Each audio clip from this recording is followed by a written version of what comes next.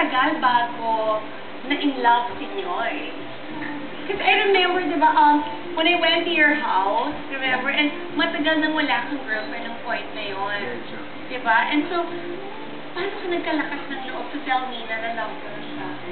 You know, actually, ano nga, as I said, it was very difficult na mag-express ng feelings kasi, kumbaga, parang hindi ko na nga ma-distinguish yung difference between yung caring, yung loving her as a friend and loving her as a girlfriend kasi, or as a manliligaw ako. Did you hesitate, Nina? Bago mo siya sinagot? From the start naman sabi ko,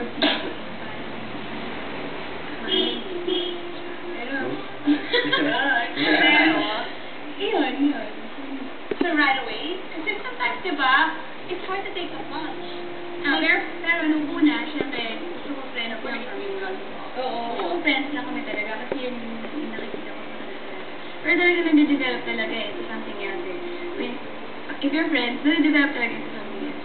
Because you're something extra special.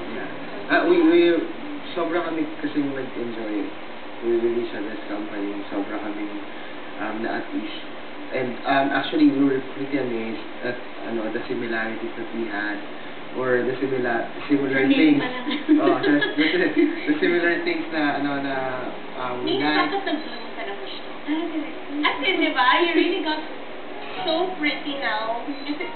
Nakaka-inspire ba talaga si Nyoy? Even your skin, at kung ka na ng skin mo ngayon. Siguro, kasama na rin. Actually, oo, siya talaga. Kasi every time makikita niya ako, kahit feeling ko, hindi ako maganda. Maganda ko.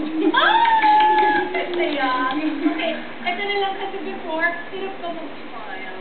Diba? May tendency na isip na iba mataray kayo. But now, ang laki-laki ng ngiti. Ano yun? You must be doing something right. Okay?